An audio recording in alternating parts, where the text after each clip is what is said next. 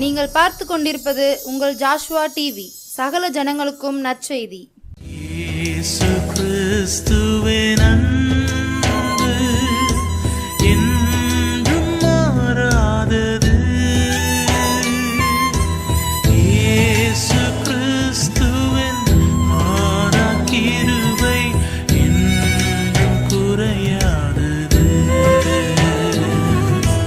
இயேசு கிறிஸ்துவின் கிருபை என்றும் குறையாதது. தேவனுடைய நாம மகிமைப்படுவதாக. முதலாவதாக இந்த வாய்ப்பை கொடுத்த ஆண்டவருக்கும் இந்த ஜோஷுவா டிவிக்கும் நான் நன்றிகளை தெரிவித்துக் கொள்கிறேன். பேச இருக்கிற காரியங்களை அடியாலை மறைத்து தேவன் வெளிப்படுத்துவாராக. சிலுவையில், இந்த சிலுவை காட்சியில் இயேசுவானவர் பேசிய 7 வார்த்தைகளில் இன்றைக்கி 2வது வார்த்தையை நம்ம பார்க்க போகிறோம். லூக்கா 23வது அதிகாரம் 43வது வசனத்தில் நம்ம பார்க்குறோம், இன்றைக்கு நீ என்னோட கூட பரதேசியில் இருப்பாய் என்று. பிதாவின் சித்தத்தை நிறைவேற்றும்படியாக மரண பரியந்தம் தேவன் தம்முடைய ஒரே பேரான குமாரனை இந்த பூமிக்கு அனுப்பினார். நம்மை மீட்கும் பொருட்டு, நித்தியத்திற்கு நம்மை சேர்க்கும் பொருட்டு மனுஷனாக இயேசுவானவர் இங்கு அவதரித்தார். அவமானங்களையும் நிந்தைகளையும் சகித்தார்.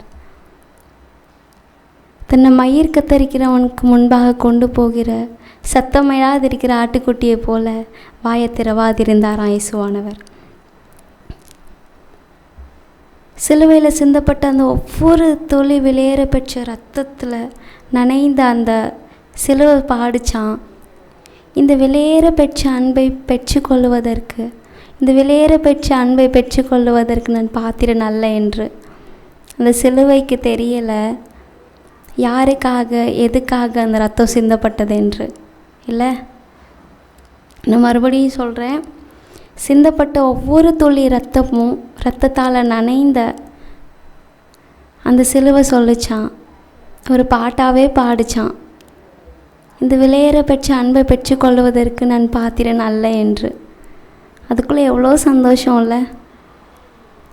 அந்த உயிரட்சி அந்த சிலுவை பாடிச்சான், ஒரு வர்ணிப்பு இது. ஆனால் அந்த ரத்தம் யாருக்காக சிந்தப்பட்ட?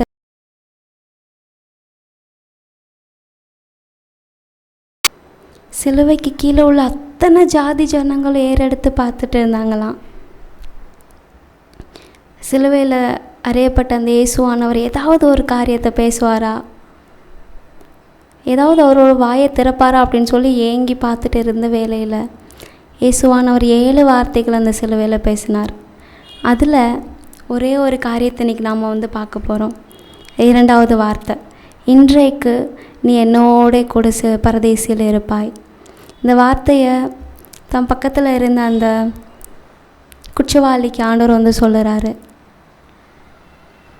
நடந்த சம்பவம் என்ன அப்படின்னு நம்ம எல்லாருக்குமே தெரியும். 2 குற்றவாளிகளுக்கு இடையில்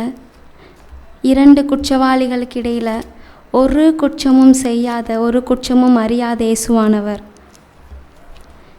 2 குற்றவாளிகளுக்கு நடுவில் ஒரு குற்றமும் செய்யாத, ஒரு குற்றமும் அறியாத இயேசுவானவர் நின்றார். ஒருவன் நிந்தித்தான், மற்றொருவன் மனம் திரும்பினான்.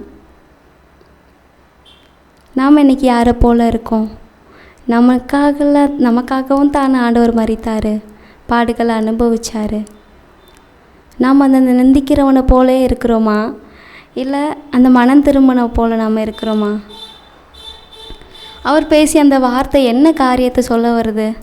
மன்னிப்பும் ரட்சிப்பும், மன்னிப்பையும் ரட்சிப்பையும் தான் அந்த வார்த்தை வெளிப்படுத்துது. அந்த குற்றவாளி நல்ல வாழ்க்கைலாம் வாழலை, நல்ல செயல்களை செய்கிறதுக்கு நேரமும் இல்லை அவனுக்கு. ஆனால் உண்மையான மனம் திரும்புதல் அவன்கிட்ட காணப்பட்டுச்சு. மனம் திரும்பி அந்த கணமே அவனுக்கான ரட்சிப்பு அவனுக்கு கொடுக்கப்பட்டது. அவன் சொல்கிறான், ஆண்டவரே, நீர் உம்முடைய ராஜ்யத்தில் வரும்போது அடியேனே நினைத்தருளும் என்றான். என்னை ஒரு நிமிஷம் நினச்சி பார்த்துக்கோங்க, என்னை மறந்துடாதீங்க அப்படின்னு சொல்கிறான். கேட்ட அந்த வார்த்தைக்கு ஆண்டவர் சொல்கிறாரு, இன்றைக்கு நீ என்னோட கூட பரதேசியில் இருப்பாய் என்று. எவ்வளோ அதிகமாக ஆண்டவர் மன்னிச்சிருக்கிறாருல்ல. அவரோட வாழ்க்கையவே அந்த சிலுவையோட அந்த விளிம்பில் வெறுத்து போய் இருந்திருப்பார். பட் ஸ்டில் அவர் இல்லை நீ இதெல்லாம் பண்ணிட்டேன், நான் உன்னை வெறுக்கிறேன் அப்படின்னு சொல்லி எதுவுமே கோபிக்கலை அந்த இடத்துல. இன்றைக்கு நீ என்னோட கூட பரதேசியில் இருப்பாயின்னு சொல்லி அவருக்கு ப்ராமிஸ் பண்ணுறாரு. மனம் திரும்பி அக்கணமே அவனுக்கான ரட்சிப்பு அங்கே கொடுக்கப்படுது. தான் பாவின்னு உணர்ந்தான். விலையேறப்பட்ட ரத்தத்தை ருசி பார்த்தான்.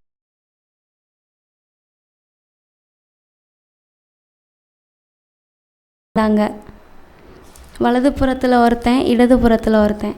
2 பேருக்கும் சிந்தப்பட்ட ரத்தம் ஒன்று தான். 2 பேருக்கும் நித்தியத்திற்கு செல்ல ஒரே வழி தான். அவங்க நடுவில் தான் ஆண்டவர் இருந்தார். ஆனால் ஏன் அந்த ஒருவனால் ஆண்டவருடைய அன்பு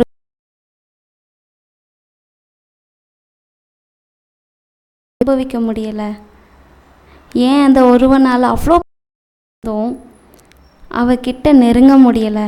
அத்தனை பாடுகளை அனுபவிச்சார் இல்லை, சொல்ல முடியாத வேதனை. அடிக்க கொண்டு போகிற ஆட்டுக்குட்டியை போல் மௌனமாக இருந்தாராம். ஒரு வார்த்தையும் பேசாமல் இருக்கிறதுக்கு என்ன காரணம்?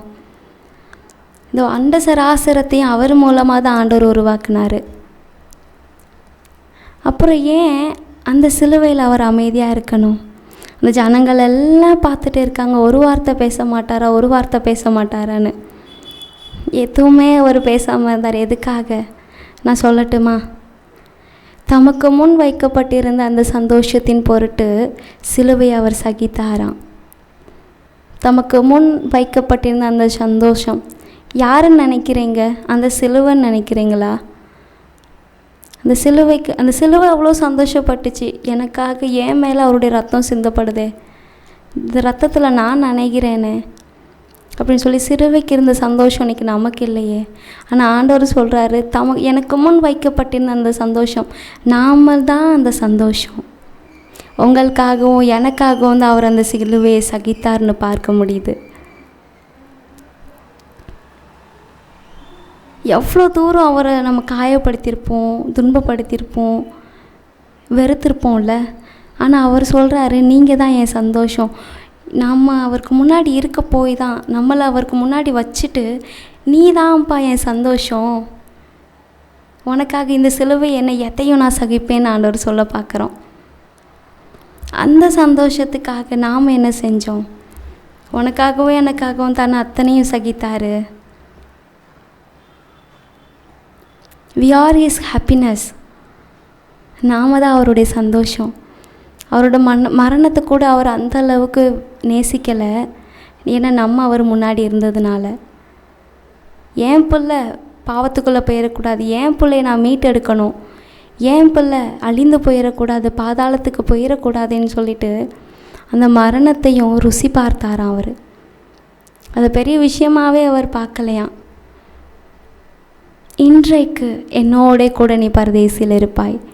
அந்த இன்றைக்கு அந்த கல்லன்கிட்ட அவர் சொல்லலை, நீ நாளைக்கோ இல்லை ஒரு நாள் நீ என் கூட பரதேசியில் இருப்பேன்னு சொல்லலை. இன்றைக்கு today you will be with me. இன்றைக்கி நீ என் கூட இருப்ப. அந்த ப்ரெசண்ட் அப்படிங்கிற அந்த ஒரு ப்ராமிஸ் அவனுக்கு கொடுக்குறாரு. என்னோடே கூட. ஒவ்வொரு கிறிஸ்தவர்களுக்குள்ள சந்தோஷம் என்னவாக இருக்கும்னு நினைக்கிறீங்க? கிறிஸ்துவ முகமுகமாக ஒரு நாள் அவருடைய சமூகத்தை வாஞ்சிக்கணும், நித்திய காலமாக நான் அவரோட கூட இருக்கணும். இது கிறிஸ்துவ பிள்ளைகளுக்கும் உள்ள ஒரு வாஞ்சியாக இருக்கும், ஒரு பெரிய சந்தோஷமாக இருக்கும். இந்த தான் இந்த உலகத்தில் நம்ம ஓடிட்டு இருக்கோம்.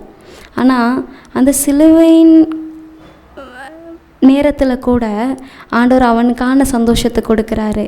நீ ஏன் கூட இருப்ப, உன்னோட சந்தோஷமாகி நான் உன் கூட இருக்க போகிறேன். ஒருவேளை அந்த கல்லன் யோசிச்சிருப்பேன், எப்போ நான் மறிக்க போகிறேன், நான் சீக்கிரம் அவர் சொன்ன வார்த்தை நிறைவேறணும், நான் அவர் கூட பரதேசியில் இருக்கணும்னு சொல்லி அவன் ஆசைப்பட்டிருக்கலாம். ஆனால் அவர் சொன்ன வார்த்தை எவ்வளோ அழகானது இல்லை? அவ்வளோ பெரிய காரியத்தின் மத்தியிலையும் நீ இன்னைக்கு என்னோட கூட பரதேசியில் இருப்பாயின்னு சொல்லியிருக்காரு. அந்த மரணத்தின் விளிம்பிலும் உண்மை உள்ளவராகவே காணப்பட்டிருக்காரு. நான் விசுவாசிக்கிறேன், ஆதலால் பேசுகிறேன். ஒரு தகப்பனுடைய அன்பு எப்படி இருக்கும்னு எனக்கு தெரியும். தகப்பனுடைய அன்பை பார்க்கிலும் கிறிஸ்துவோட அன்பில் ஊறி வளர்ந்தவள் நான். அந்த அன்பை ருசி பார்த்து நான் இன்றைக்கி சொல்லுறேன், ஆண்டவர் உங்களை ரொம்ப அதிகமாக நேசிக்கிறாரு, ரொம்ப அதிகமாக நேசிக்கிறார். அவருக்கு உங்கள் ஒவ்வொருத்தரையும் பரலோகத்தில் தன்னோட பிதாவுக்கு முன்பாக நிறுத்தி அழகு பார்க்கணுன்னு ஆசை. அதுக்காக தான் அந்த சிலுவையில் அவ்வளோ தூரம் அடிபட்டார், நொறுக்கப்பட்டார், சத்தமிடாது இருக்கிற ஆட்டுக்குட்டியை போல் அவர் காணப்பட்டிருக்கிறாரு. அதுக்காக தான் இந்த உலகத்தில் பிறந்தார், நமக்காக தான் வளர்ந்தார், நமக்காக தான் இவ்வளோ கஷ்டங்களை அனுபவித்தார். ஒரு நாள் இல்லை ஒரு நாள் அவரை முகமுகமாய் சந்திப்போம் அப்படிங்கிற ஒரு வைராக்கியத்தோடு நாம் ஆயத்தமாகும். ஒரு பாடலாசிரியர் இப்படி அவர் பாடல் எழுதியிருக்காரு, கல்வாரி மாமலையோரம் கொடுங்கோர காட்சி கண்டேன், எருசலேமின் வீதிகளில் இரத்த வெள்ளம் கோலமிட, எருசலேமின் வீதிகளில் இரத்த வெள்ளம் கோலமிட, திருக்கோலம் நிந்தனையால் ஒரு குலைந்து சென்றனரே, திருக்கோலம் நிந்தனையால் ஒரு குலைந்து சென்றனரே, ஒரு குலைந்து சென்றனரே. கல்வாரி மாமலையோரம்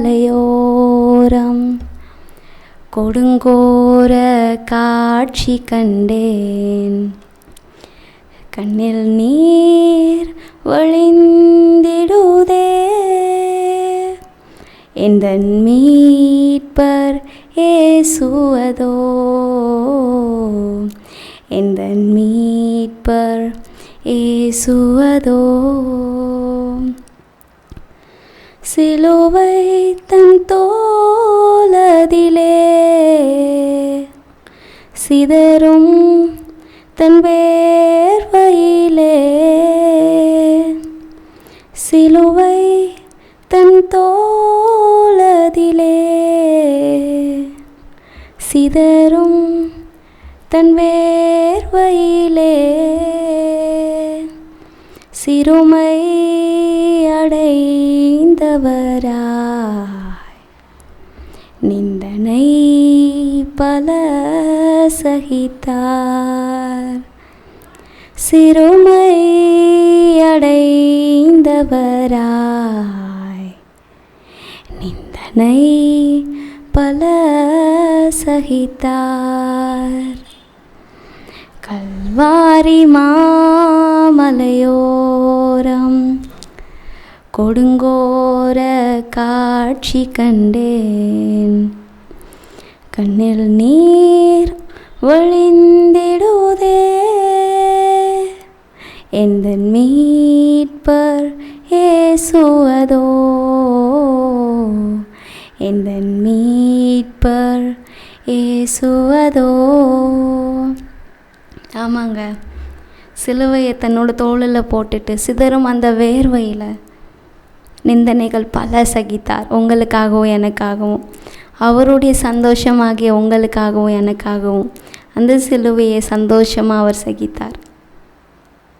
விசுவாசிப்போம், ஆண்டவரை முகமுகமாக சந்திப்போம், அவருடைய பாடு மரணங்களை நாமளும் கொஞ்சம் ருசி பார்ப்போம். நமக்காக தானே எத்தனை அடிகள் பட்டார், நம்மளை மீட்டுக்கொள்ளும்படியாக தானே. அவரை கிட்டி சேருவோம்.